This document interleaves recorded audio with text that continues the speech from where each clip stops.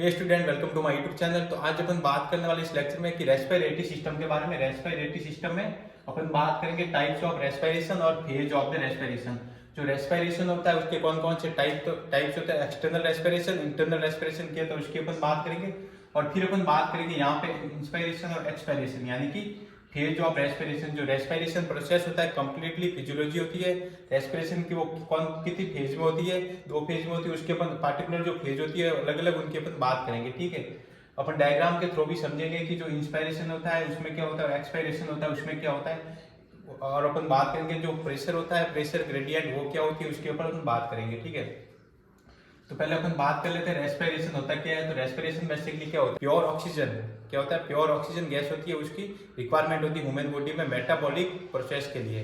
किसके लिए होती है, मेटाबॉलिक जो प्रोसेस होता है उसके लिए प्योर ऑक्सीजन की रिक्वायरमेंट होती है ह्यूमन बॉडी में। और जो कार्बन डाइऑक्साइड होती है यानी कि वेस्ट प्रोडक्ट होता है, ये देखिए। तो देखिए यहाँ से क्या हो जाएगा, ह्यूमन बॉडी में ऑक्सीजन की तो क्या होगी, रिक्वायरमेंट होगी। तो यहाँ इस प्रोसेस को क्या कहेंगे, इंस्पायरेशन। और क्या होगी, कार्बन डाइऑक्साइड की, कार्बन डाइऑक्साइड को वेस्ट प्रोडक्ट के साथ में ह्यूमन बॉडी से एक्सक्रीट आउट किया जाता है, ठीक है। तो इसको अपन कहते हैं कार्बन एक्सपायरेशन प्रोसेस कहते हैं, ठीक है।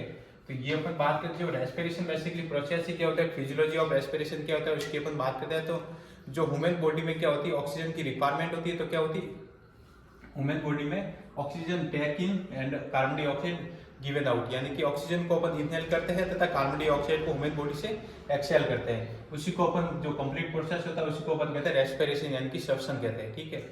क्या हो जाएगा, ह्यूमन बॉडी में कार्बन डाइऑक्साइड को तो अपन वेस्ट प्रोडक्ट के साथ में ह्यूमन बॉडी से एक्सक्रीट आउट करते हैं और ऑक्सीजन को क्या करते हैं, इनहेल करते हैं। उसी को अपन कहते हैं रेस्पिरेशन प्रोसेस। और जो रेस्पिरेशन प्रोसेस होता है उसकी जो नॉर्मल रेस्पिरेशन रेट होती है वो क्या होती है, 12 से लेकर 16 ब्रीथ पर मिनट। बात करते हैं physiology of the phase of the respiration, यानी कि फिजियोलॉजी ऑफ द रेस्पिरेशन की बात करेंगे। तो पहले उससे पहले अपन बात करते हैं टाइप्स ऑफ रेस्पिरेशन। तो फिर अपन बात करते हैं जो टाइप्स अपन शॉर्ट में अपन देखते हैं टाइप्स क्या होते हैं। तो 2 प्रकार के टाइप्स होते हैं, यानी कि जो रेस्पिरेशन होता है 2 प्रकार का होता है। कितने प्रकार का होता है रेस्पिरेशन, यानी कि जो श्वसन होता है वो 2 प्रकार का होता है। एक तो एक्सटर्नल रेस्पिरेशन यानी कि बाह्य श्वसन, एक होता है इंटरनल रेस्पिरेशन यानी कि आंतरिक श्वसन।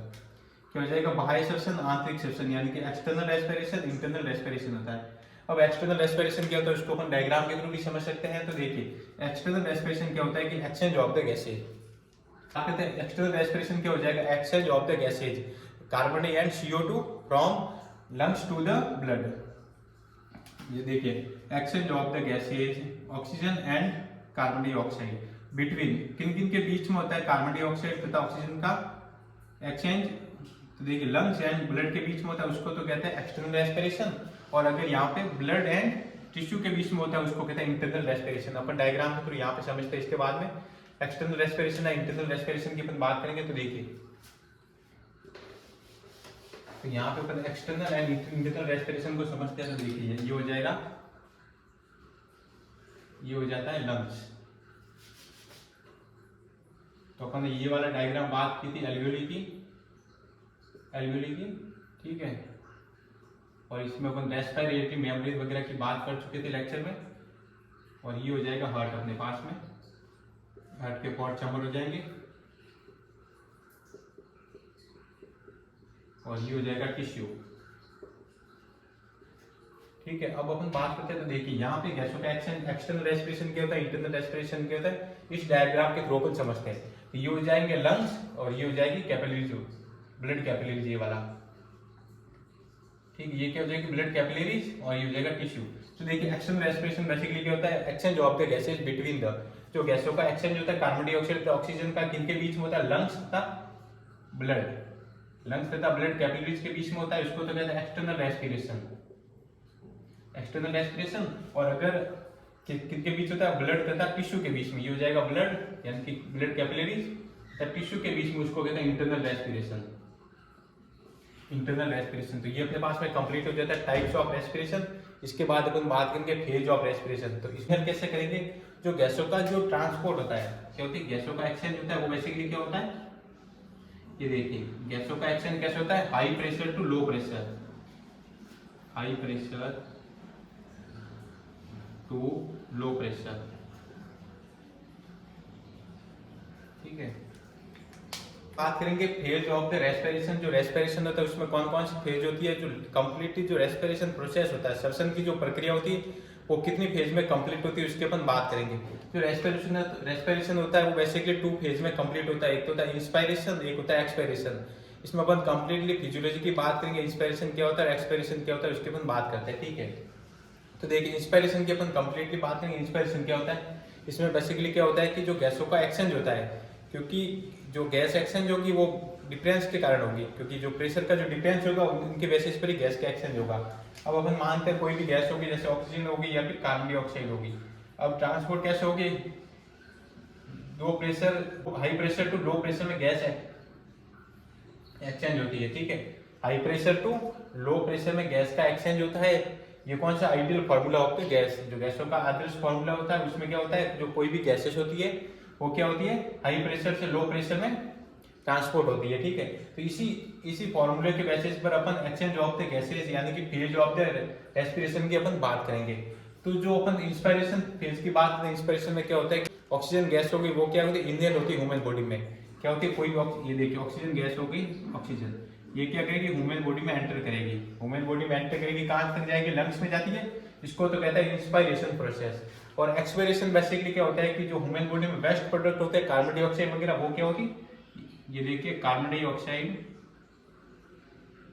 यहाँ से लंग्स से क्या हो जाए कार्बन डाइऑक्साइड वगैरह ह्यूमन की एक्सेल होती है, उसी को अपन कहते हैं एक्सपायरेशन प्रोसेस, ठीक है। अब अपन बात करेंगे इंस्पायरेशन और एक्सपायरेशन प्रेशर के बेसिस पर कैसे होता है उसकी अपन बात करेंगे।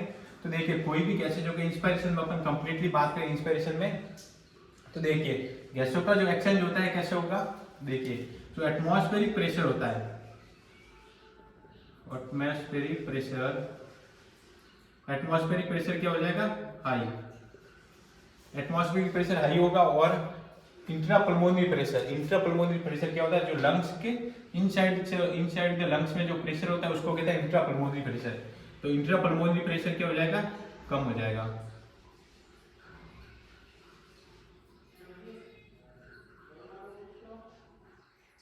Intrapulmonary pressure low. तो देखिए इंस्पायरेशन प्रोसेस कब होगा, जब क्या होगा, एटमॉस्फेरिक प्रेशर ज्यादा होना चाहिए और इंट्रापल्मोनरी प्रेशर कम होना चाहिए। तो एटमॉस्फेरिक प्रेशर यानी कि ये एटमॉस्फेयर हो गया, इसमें प्रेशर ज्यादा है और लंग्स में क्या है, कम है। तो जो गैसेज होती है कहाँ से होती है, हाई प्रेशर से लो प्रेशर। तो यहाँ से एटमॉस्फेरिक प्रेशर में हाई प्रेशर ज्यादा है, तो high pressure to low pressure में जाएगी, तो क्या हो जाएगी, लंग्स में ये गैसों का एक्सचेंज हो जाएगा। इसी को कहते हैं इंस्पायरेशन प्रोसेस, ठीक है। क्या हो जाएगा, एटमॉस्फेरिक प्रेशर तो हाई होता है और इंट्रापल्मोनरी प्रेशर लो होता है। और ये प्रोसेस क्या होता है, इंस्पायरेशन एक्टिव प्रोसेस होता है जिसमें एनर्जी की रिक्वायरमेंट होती है। क्या हो जाएगा, एक्टिव प्रोसेस होता है जिसमें एनर्जी की रिक्वायरमेंट होती है। फिर इसके बाद अपन बात करते हैं एक्सपायरेशन प्रोसेस। एक्सपायरेशन प्रोसेस क्या होता है, बेसिकली ह्यूमन बॉडी में जब लंग्स से क्या हो जाएगी, लंग्स से वेस्ट प्रोडक्ट देता है कार्बन डाइऑक्साइड, ह्यूमन बॉडी से सेल होती है, उसी को कहते हैं एक्सपायरेशन प्रोसेस। ह्यूमन बॉडी से बाहर निकाल दी जाती है, उसी को कहते हैं एक्सपायरेशन प्रोसेस। अब एक्सपायरेशन प्रोसेस क्या होगा, अपन प्रेशर यानी कि दाब के बेसिस पर अपन समझते हैं। तो गैसों का मेनली जो एक्सचेंज होता है वो बेसिकली क्या होता है, हाई प्रेशर से लो प्रेशर में होता है।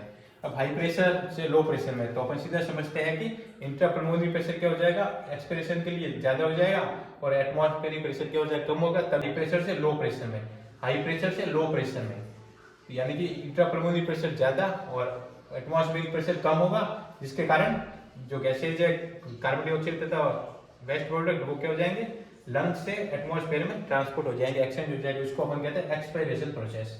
क्या हो जाएगा, एक्सपायरेशन प्रोसेस। और एक्सपायरेशन प्रोसेस क्या होता है, एक पैसिव प्रोसेस होता है, उसमें एनर्जी की रिक्वायरमेंट नहीं होती है, इसमें कोई भी एनर्जी रिक्वायरमेंट नहीं होता है। क्या होता है, पैसिव प्रोसेस होता है। कौन सा, एक्सपायरेशन प्रोसेस। तो ये अपने पास हो जाती है completely phase of the respiration.